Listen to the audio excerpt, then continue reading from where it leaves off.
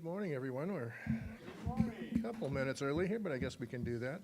Hope everybody's enjoying the little bit warmer weather we're having, at least for a couple of days.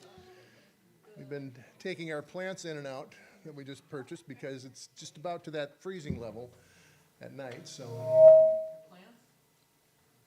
did you do that? All right. Oh, you need more. Is that better? There we go. Now we've done our third mic check, and we're going to be moving on here. So again, what? Well, I will welcome you this morning to our Sunday celebration service here at Center for Spiritual Living Minneapolis. We are glad you are here. We're glad you are joining us online. Prayers to Reverend Debbie, who's fighting a pretty good cold right now. So, yeah, so she gets better during the day, but in the morning sounds like a heavy smoker. So the coughing and stuff is just not fun. So we are praying for her as we go along. Our mission here is to teach, demonstrate, and inspire a positive spiritual approach to living. And our mission here is to teach, demonstrate, and inspire that. And there's a power for good in the universe greater than you are, and you can use it. So with that, we will start with some music from Victoria and Scott.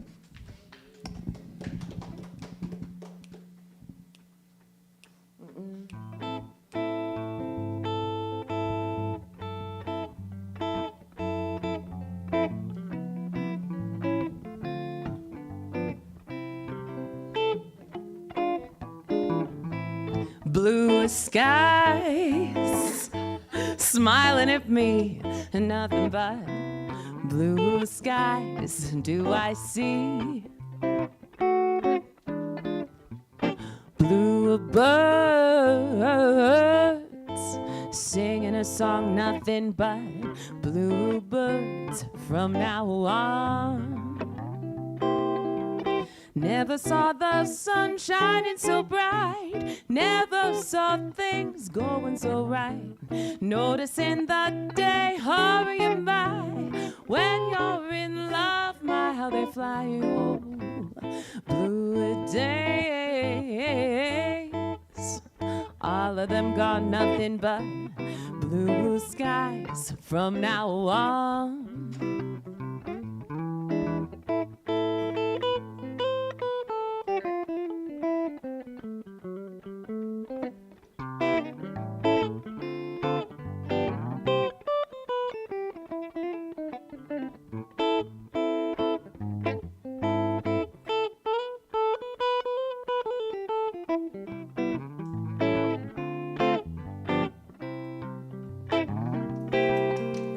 Never saw the sun shining so bright, never saw things going so right. Noticing the day hurrying by, when you're in love, my how they fly. Oh, blue days, all of them gone, nothing but blue skies from now on. Nothing but blue skies from now on. Nothing but blue skies from now on.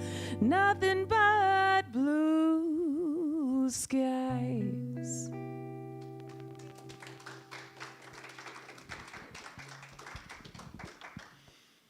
Well, we do need the rain, though.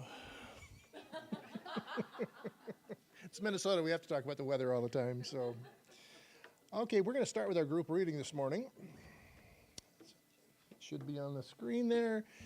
I'm ready to deepen my conviction in the power and presence for good.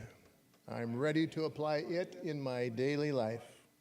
I am ready to receive God's highest blessings. I am ready to live from a higher level of beingness. I'm ready to be a transformative light in the world. And so it is. So now just settle into your chairs, become present with where we are right now. Release everything that's been going on around you, even your drive in. Spirit of life, infinite presence, God within us and all around us. We open our hearts to this sacred moment. Today we remember, as we get into this month-long theme about doubt, that there are many things to learn from it. And as we listen to the messages each week, we will learn more and more. So in this time together, let's release the need to live in a way that is not our true selves. May every word spoken, every song sung, every silence shared, and every heart gathered here be part of the holy practice of learning about doubt. And so it is. And now we will light our flames of faith. Joan will come up with our brand new lighter.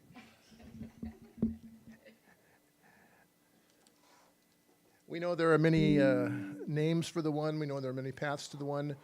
And we begin our services by recognizing those paths and embracing them also in their truths. So we light the first candle for the Tao, honoring the universal path of harmony and equilibrium the natural way.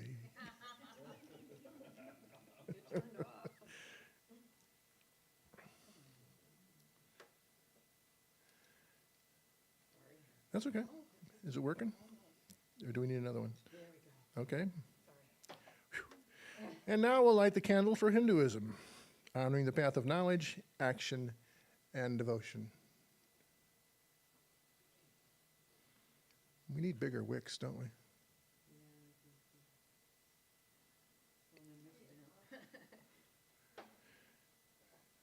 And now we light the candle for Judaism, honoring the ethical path of living by sacred law. We light the candle for all forms of Buddhism, honoring the Four Noble Truths and the path of compassion. And now we light the candle for all forms of Christianity, honoring the Christ conscious as the path of love. And we light the candle for all forms of Islam, honoring the path of submission to the will of God as the highest calling. And now I invite you to light that candle for new faith, new thought within you that burns every minute of every day, every second of every minute, and embrace it and feel it within you, burning bright. And so it is. And now I believe we have Kevin with an inspirational reading.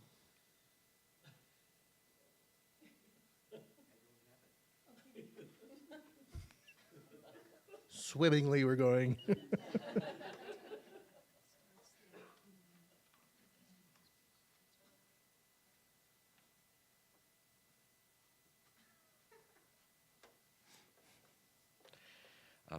So this is called Doubt Tests Faith. And so doubt becomes devotion when uncertainty does not cause us to pull away, but instead deepens our commitment to spiritual practice and what we hold sacred. In The Science of Mind, Ernest Holm teaches that when we align with the consciousness of the oneness with God, doubt loses its power. Through affirmative prayer, we claim spiritual truth so completely that it overrides uncertainty. As he wrote, we must say to doubt, "Get out. I know that the faith within me now neutralizes all doubt. Get out. I know that the faith within me now neutralizes all doubt." This isn't denying doubt's existence.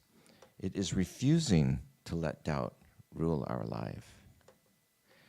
Doubt puts our faith to test. Some handle this more easily than others, but like any skill, devotion grows through practice.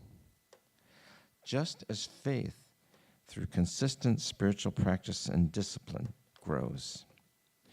And the good news is that it doesn't matter how many times we face the test, as long as we keep showing up.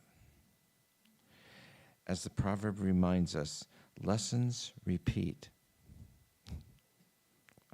until they are learned. In spiritual practice, we convert doubt to steadfast faith through devotional works. Meditation, affirmative prayer, gratitude, and selfless service. But this is not a one-size-fits-all approach. We each walk our own path, our own open path, and must find the practices that resonate with us. Just a little bit more. When doubt puts faith to test, we can see it as an opportunity, oh boy, for deep devotion, for immersing, grounding, and centering ourselves in faith, for creating an inner openness for love, peace, serenity, to flow, leaving no room for doubt.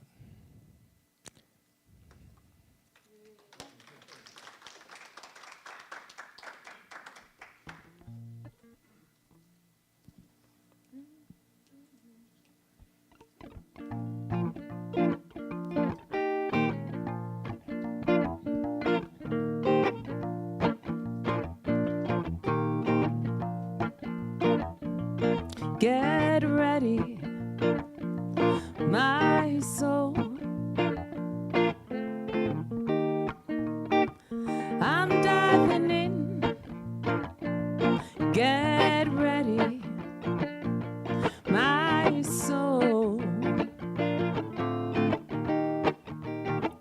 I'm diving in to the deepest kind of love,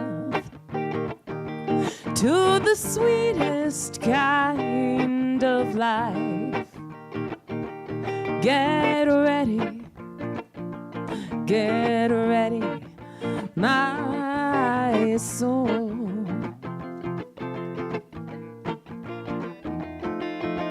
Everything I've ever done, everything I've ever seen, everything I've lost or won, everything I've ever dreamed has brought me here to the present moment, here to a new beginning, here, and I'm seeing life so clearly now. Get ready, my soul. I'm diving in. Get ready, my soul. I'm diving in to the deepest kind of love, to the sweetest kind of life. Get ready, my soul. 'Cause here I go, deeper, deeper, deeper than I've ever been before. Here I go,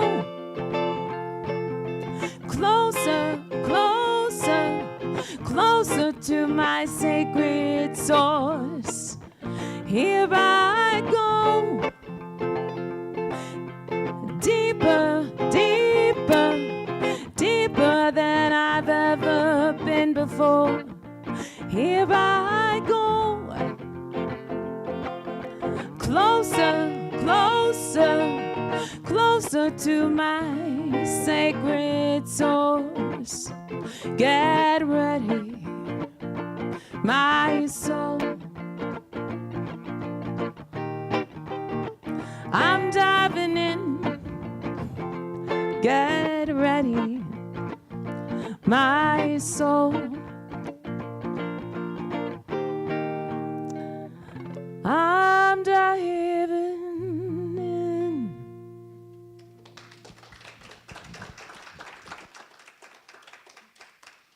Very, very nice. Very, very nice. You know, when we saw the topic for this month on doubt, we kind of scratched our head and said, can we really do 5 Sundays on doubt? But we did find a good ways to do that. So I think you will enjoy these as we go forward. So Reverend Joanne has the first one. All right, don't go crazy.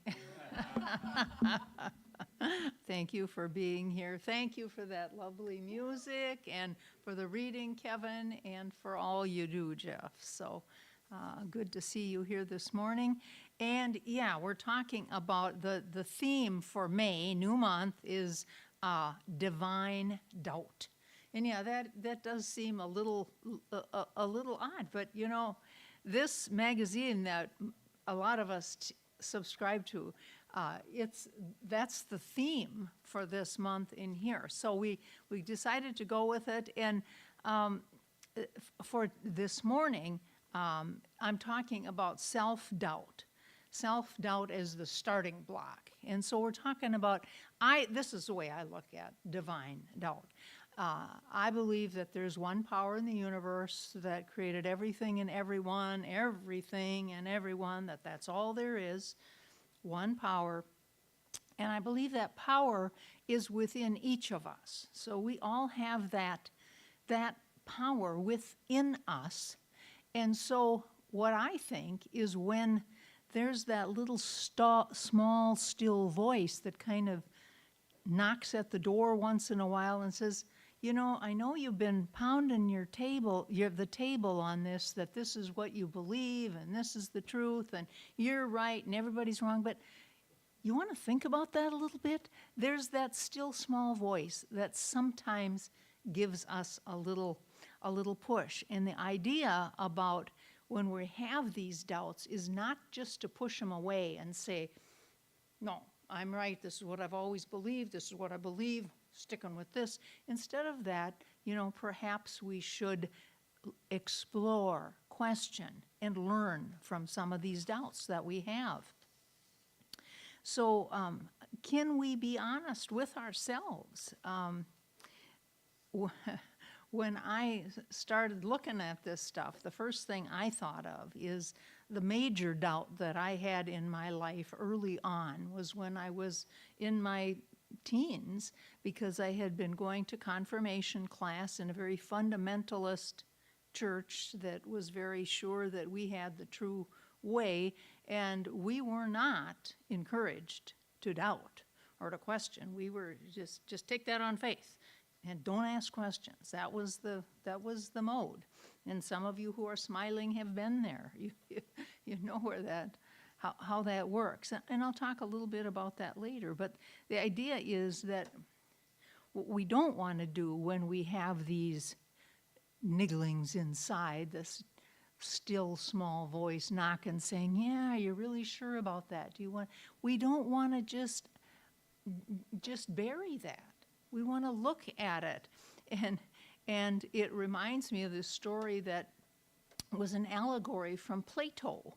And he had this, I'm sure some of you have heard about this. He's got this story that there's a cave, and in the cave there's a bunch of prisoners, and they're chained in this cave. And they're not facing the door of the cave, they're facing the back of the cave.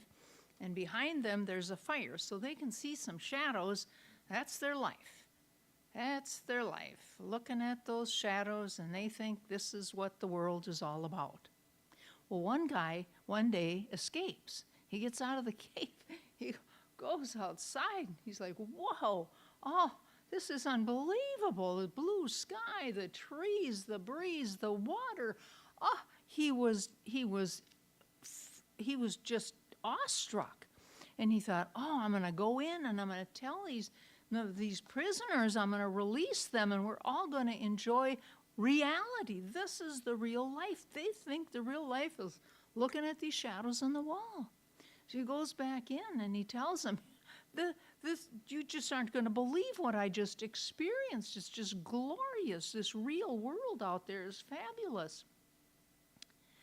But they were so afraid of the change that would cause in their life, they killed him.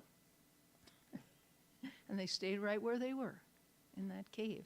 And it's a good allegory about how we might look at our doubts, and we might not want to change anything up. If I change this, if I tell my parents, you know, that stuff I learned in catechism, I'm not buying that 100% anymore. What would happen to my relationship with my parents? I mean, that's a biggie, biggie. Or my spouse, or my kids, or, you know, certainly the people that I was sitting in the pews with. So sometimes these looking at these doubts can be very scary. When I read about this doubt stuff, I remembered a friend of mine way back when. I mean, we were in our late 20s, I think, and she came from a Methodist background. And I remember her telling me, yeah, we were always encouraged to say what we were concerned about, to express our doubts. And I'm like, oh my gosh, we were not. That was not something that happened where I went to church. But she said, no, we were told that if we had doubts, we should explore, we should ask questions. And the idea then is you're seeking truth. And that would really give you a better foundation for faith in the long run.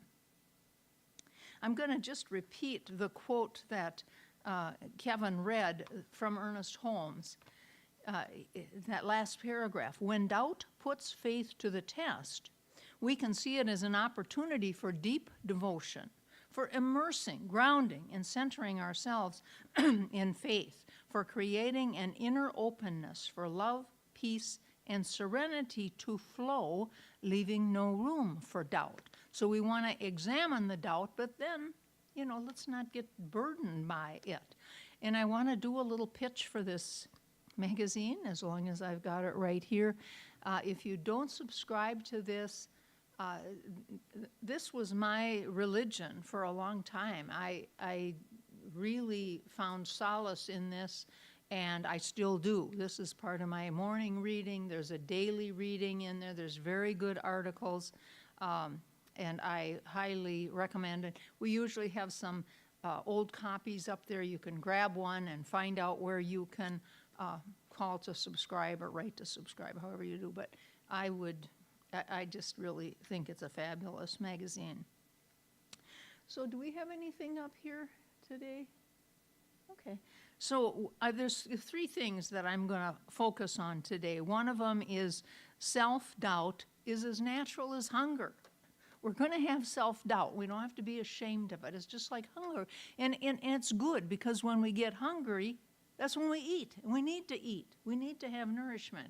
And that's the same for doubt. If we're having a doubt, it means it's waking us up to something. And so we don't want to look at it as a flaw, but as something to look at, to question, reflect, reassess. We do not want to bury this, because it's an opportunity to grow, opportunity to have a better life, to be clearer about who we are. Last month, our theme was on becoming. And in my mind, becoming who we are with capital W. We are one with the one that created us. That's who we are. And so as we examine some of the doubts we have, perhaps we will move along this path, move forward on this journey of becoming who we're really supposed to be. And the second point I want to talk about is breaking the doubt taboo. Again, as I was a very good example of, I buried that doubt for years because I didn't know who to talk to. And so I buried it, and when you bury it, it ends up in secrecy and isolation, and these things are not healthy for our lives. There's a story in the book of Mark 9, and it's talking about this guy whose son had epilepsy. And Jesus was in town, so he thought, Jesus has been healing all these people, so he invited Jesus to his house to heal his son. And Jesus came to his house, and the guy says to him, "Lord, I believe, help thou mine unbelief." And boy, does that ring true to me, because sometimes that's how I feel. Yeah, I believe, but ooh, I got some questions. I got to get over this hump. And why not be honest like this guy was? Lord, I believe, help my unbelief. And of course, in our circles, in the science of mind philosophy, we tend to be really positive and have these affirmations and look on the sunny side all the time. And maybe at times people are saying, you know, everybody's so cheerful and happy and they're so sure of themselves. Do I really want to introduce any questions or doubts that I have? And so I'm just saying here and now that the attitude that certainly I take toward this is compassion. I understand if you have doubts. And the nice thing about the science of mind philosophy is that, like Ernest Holmes says, be open at the top. You know, don't be afraid of learning something new or hearing something from somebody that makes some sense that might not be just orthodox in here or in Ernest Holmes' books. Well, you know, we can use common sense. We can love. We can be open to anything we might need to be learning. It is safe to speak openly, I hope, in this group. So let's not think about doubt as being taboo. Let's be willing to talk about it. And then doubt, as the third point, is doubt as a doorway to connection and reflection. And again, where I came from, it was shameful. It was not accepted to say, you know, I go to church every Sunday and I say, I know that I am a poor sinful being and Jesus had to die on the cross for me so that I wouldn't be punished eternally in hell. Every Sunday, that's what I said. Everybody said, and they still do. I'm like, I didn't believe that. And I didn't want to say anything because everybody else was saying it out loud and believed it. And, you know, every once in a while I'd maybe tiptoe into it a little bit, like, yeah, do you ever think about, and I didn't ever get any support for that. So I really learned to be, you know, stuffing that stuff down, not talking about it. And I really, there's just something very unhealthy about professing something Sunday after Sunday in front of people that you know you don't believe. And I was so timid about this whole thing that I insisted that my kids now go to this same confirmation and learn these same things that I didn't believe. And it was very difficult. It was a difficult time for me. I was a stockbroker somewhere in those years, and I'm sitting in a room with maybe 25, 30 brokers, all of them men except me and D. Ray, who used to come here, who died a couple of years ago. And there was a guy that came into our office to tell us how to sell oil and gas programs. And he did a half-day or a full-day seminar, I can't remember it. But after he was done, he holds up a Science of Mind magazine. He was from Denver. And he said, I don't want to preach to you, but he said, this magazine has really been helpful to me in setting goals and staying positive. So Dee and I decided to take a look at it. Well, I got my hands on one of these magazines and read it cover to cover, and I thought, this is what I believe. This I can embrace. It changed my life. It changed my life forever. And my spiritual life, which had been just torture for me for several years, all of a sudden I became clear because I was admitting that I did not believe what I professed to believe, but here is something I could hang my hat on. So that was certainly a doorway to connection and to reflection about what it was that I really did believe.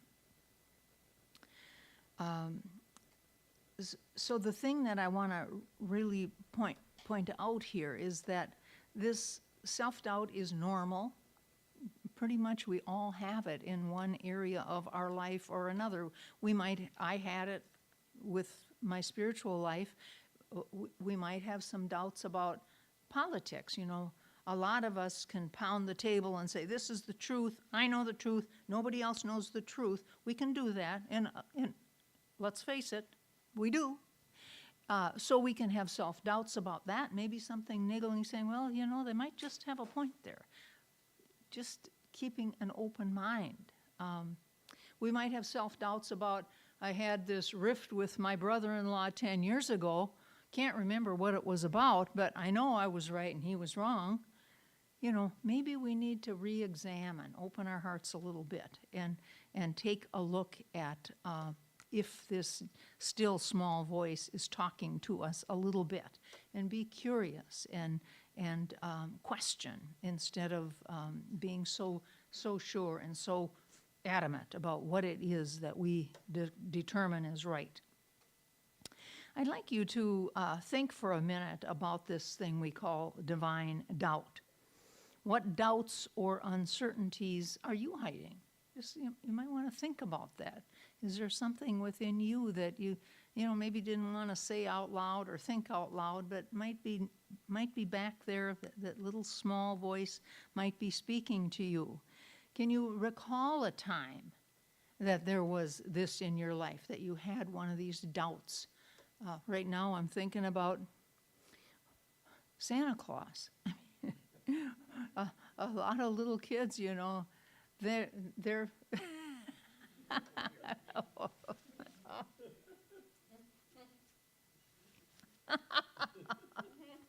anyway, we'll go. Anyway, we might have doubts about all kinds of things, and sometimes we have to take a good, honest look. Thank you, everyone, for pointing that out to me.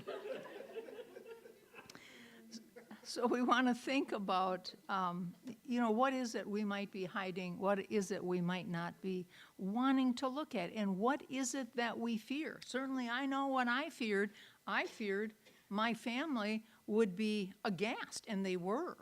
And I kind of tiptoed into this a little bit. I didn't exactly tell them exactly what this, I just talked about positive stuff, but, eventually they figured out exactly what science of mind is compared to fundamental Christianity. And, I've got certain people that still, I'm sure, pray for my soul daily because they think because I don't believe about burning in hell, that certainly I will.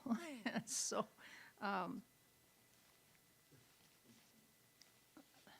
I think we have to consider, what are the ramifications? Or, even to the point of, like, you might be thinking to yourself, should I really be in this field of work that I'm in? Is this feeding my soul, or should I be doing something else? And, what ramifications might that have to your family, to your friends, to your circle that you hang with, so forth and so on. So I'm thinking, think about this a little bit. How can you face these doubts and just know that all will be well? So I'm going to say for homework this week, you might do this. Many of us, I do this. I have a place where I write down 3 things that I'm grateful for every day. And so I'm going to add to that and encourage you to add to that. If you do gratitudes every day, write down one thing that either you were unsure of or that you're unsure of today. Just write it down and then kind of let it percolate. You don't have to solve the problem right now, but I think bringing it to the light of day might be helpful.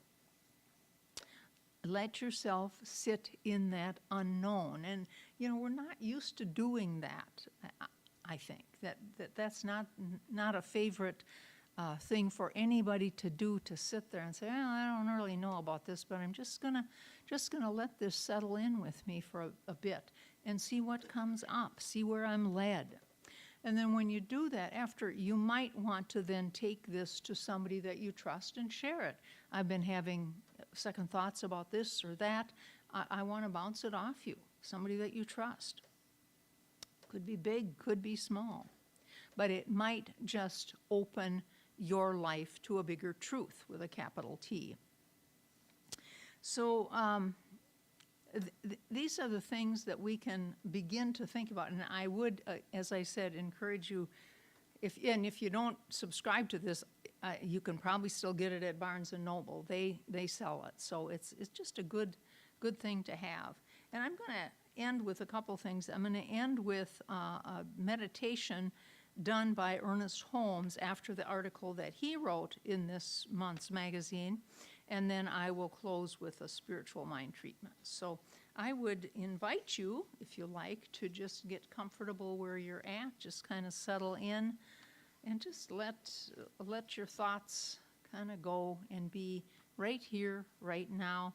These are the words of Ernest Holmes. They're a little archaic sometimes, but they are his words. So let us take as our thought for today, it is God that worketh in you. Let us see if we can realize that we have an intimate relationship with Spirit, and above everything else, let us see if we can feel the immediate presence of this life. As we listen deeply, let each say quietly, it is God that worketh in me. I am now letting go of all fear and doubt. I'm loosing it and letting it go as I affirm the presence of perfect life within me. I feel I am entering into life's harmony. I am one with its rhythm. I feel the rhythm and the pulsation of the universe flowing through me with perfect power. I'm entering into a deep conviction that all is well with me and everyone else. I am entering into conscious union with others, into harmony with everything that transpires in my everyday life, and into a deep sense of gratitude for life itself. As I let go of everything that denies the goodness of life, I feel that God is giving life back to me as it actually is, in love, in harmony, and in peace. And I rejoice in this self-discovery, that I see myself not lost, but found in God. Those are Ernest's words, and I would invite you to stay in this meditative state while I close with a spiritual mind treatment or an affirmative prayer. I know there is but one power in the universe, and that power is a power of love and joy and peace and guidance and harmony, abundance, all good. I know that that very power has a perfect solution to any perceived challenge or dilemma in my life. And I know that power, that very perfect power that created everything and everyone, is also present within me. It experiences life in, through, and as me. And so with that perfect power within, I speak these loving and powerful words. Even though I sometimes have felt shame around the doubts that I've had within me. Sometimes I've tried to hide from these doubts because I'm afraid of who I might alienate, how life might change, just like those people in the cave. Even though I sometimes tried to bury my doubts, I now know my doubts give me an opportunity to explore, to learn, to find the truth involved with whatever I'm dealing with. Whether it's a political belief or a religious belief or a feeling, a problem I've had with a relative, problem that I believed I maybe not enough to do this or that, whatever it is. Now I examine these doubts. I learn and I grow more certain of who I am. And I'm grateful that this is the way the law works. my word spoken into law, and it is done unto me as I believe. I'm grateful that that's the way it works. And I release these words now to that beneficent conspiracy to do the work. So it is.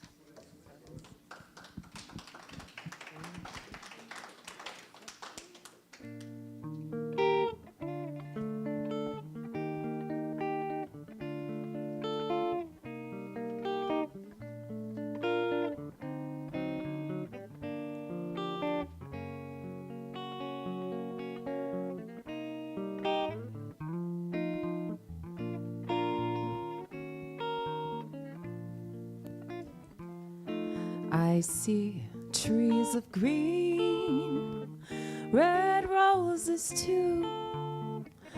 I see them bloom for me and you. And I think to myself, what a wonderful world.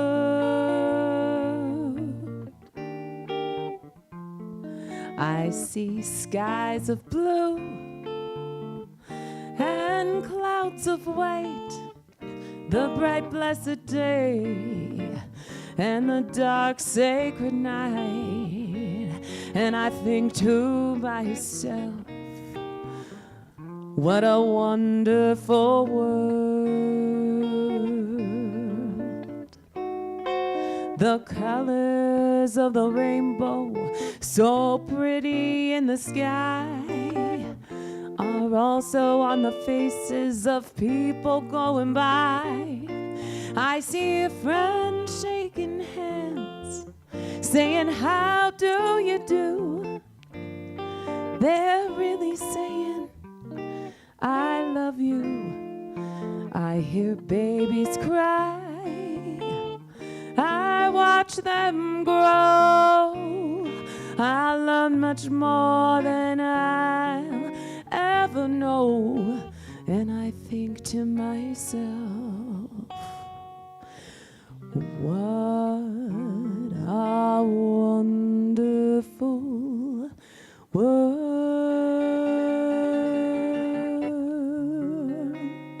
Yeah, I think to myself, what a wonderful world.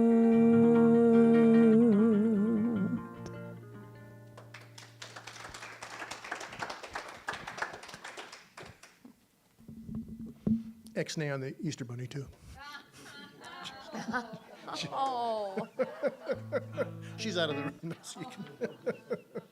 Oh, well, there you have it. You know, we talk about doubt. I saw somebody post something the other day. They were wondering how Jesus came across Matthew, Mark, Luke, and John in the Middle East back then. Just a thought. Just a thought. Okay. Now is our time for conscious giving. There are some clever things there once in a while. Yeah. So I invite you all to take your gift, whether you're doing it recurring online, whether you're taking it out of your 401k directly to us, whether you're putting it in an envelope, and place that right along with the smiles you're going to give away later today also. And just feel how blessed we all are, how blessed we are individually, how blessed we are as a group. And so it is.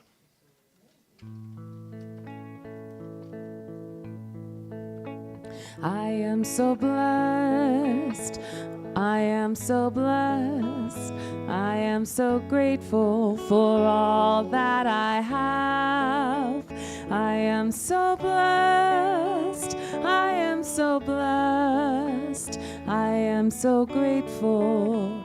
I am so blessed. I am so blessed.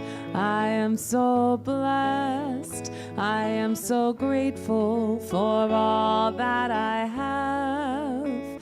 I am so blessed. I am so blessed. I am so grateful. I am so blessed.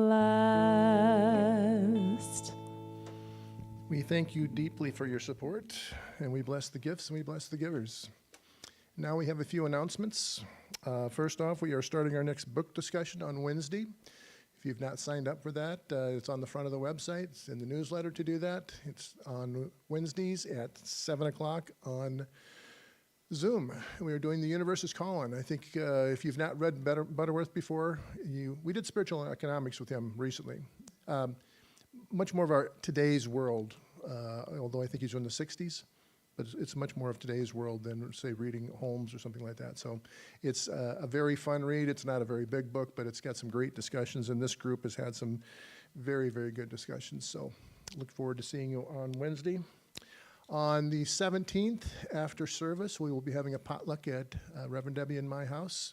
So you can sign up over there for what you might be bringing, or you can sign up online. There's a place there also to say what you're coming with. And we'll have the address and stuff here that Sunday afterwards. We didn't think we'd post that online. We didn't need a whole lot of other people coming, but we'll do that. And as we get ready to move forward, just invite everybody to look at doubt from a little bit different perspective as you go through this month with us. Like we said, we were a little surprised at what we came up with for being able to talk about it for 5 Sundays. So we are looking forward to that.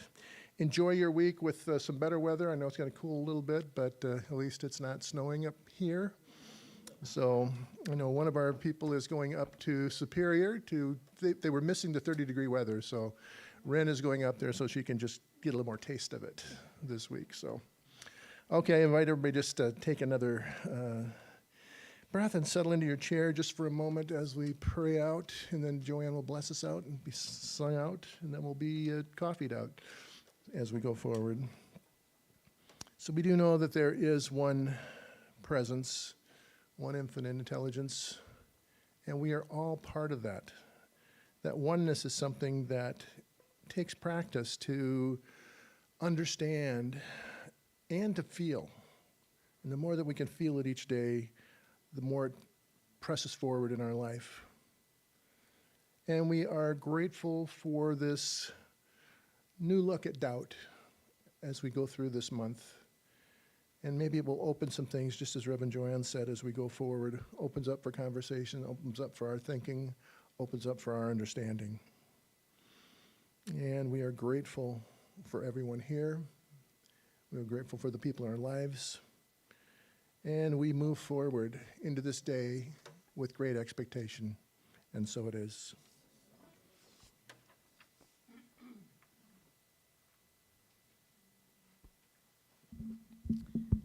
I'll leave you with this blessing. May you be at peace. May you know the beauty of your own true nature. May your heart be open. May you be healed. May you be blessed. Namaste.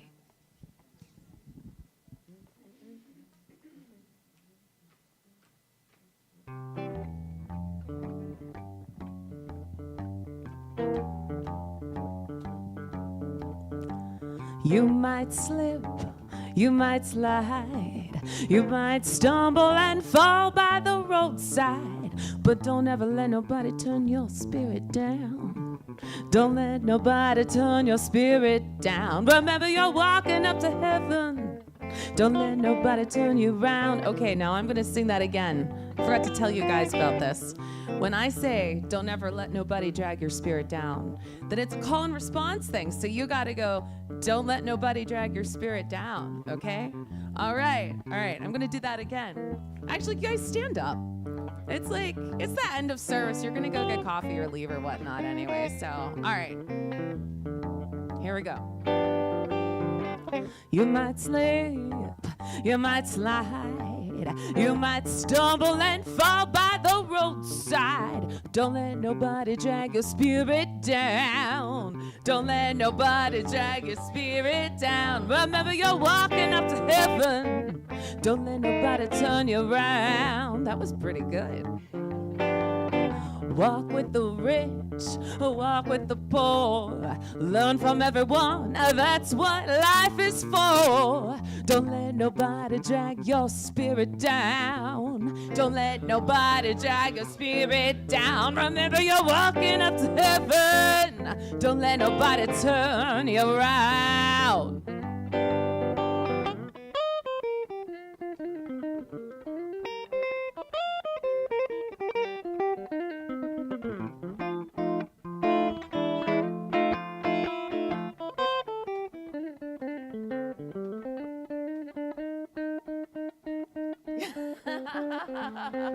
Scott Keever. You might slip, you might slide, you might stumble and fall by the roadside. Don't let nobody turn your spirit down. Don't let nobody turn your spirit down. Remember, you're walking up to heaven. Don't let nobody turn you around.